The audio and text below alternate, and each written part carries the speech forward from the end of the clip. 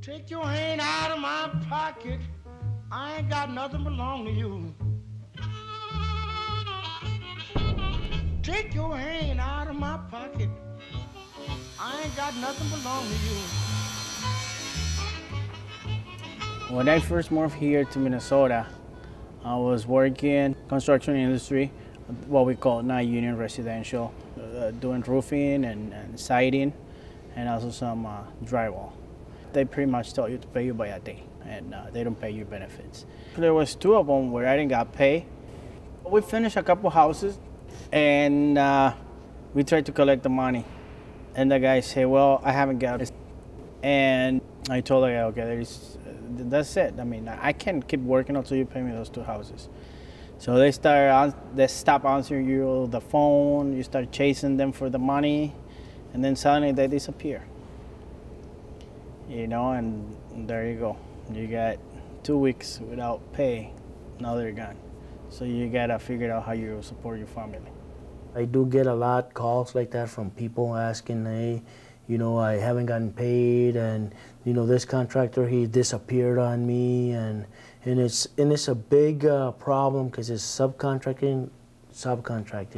What I mean by that, there's like 3 or 4 middlemen when it comes down to it. The worker that does the work really doesn't get paid what he's supposed to get paid. When it comes to overtime, there's no overtime. There's some guys that work for $100 for 14, 15-hour days. If you break that down, they're probably making anywhere from $6 to $7 an hour. And the guy that gets the original contract gets all the money without even touching a nail or a shingle. Wage theft and what we call payroll fraud is the predominant business model in the single-family construction market in Minnesota. And in multifamily construction, it's possibly over 50% of the market. What we see is sort of an elaborate scheme that employers use to misclassify carpenters as independent contractors or use third-party labor brokers to facilitate concealing that contractor's payroll.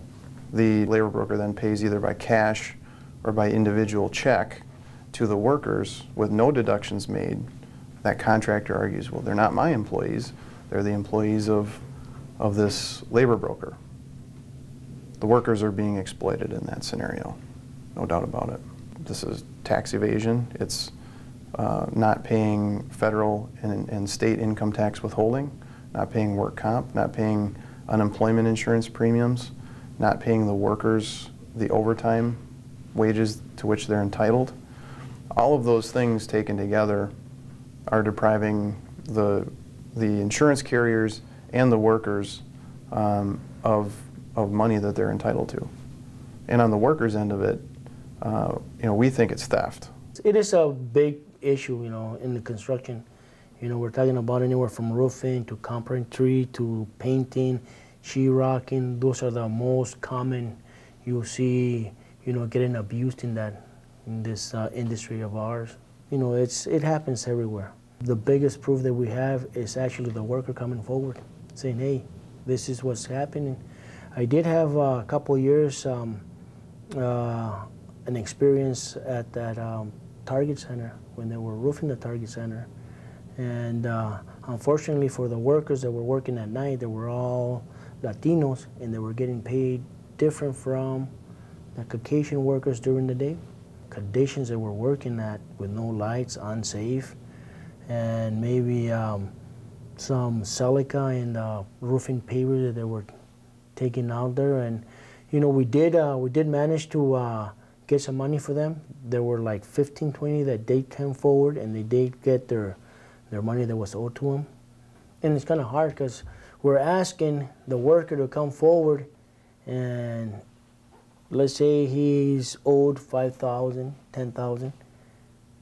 He's not going to work there no more. So he's going to lose his job. And what's going to happen? He's going to go somewhere else. It's going to happen to him again. And people have to make a living.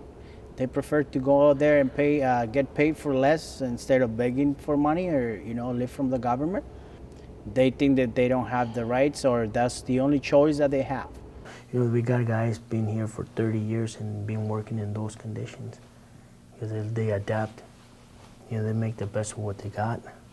So that's the key is, the main key is to educate every worker, regardless of your nationality, the language you speak, you know, your religious belief. You need to know that you got labor rights regardless.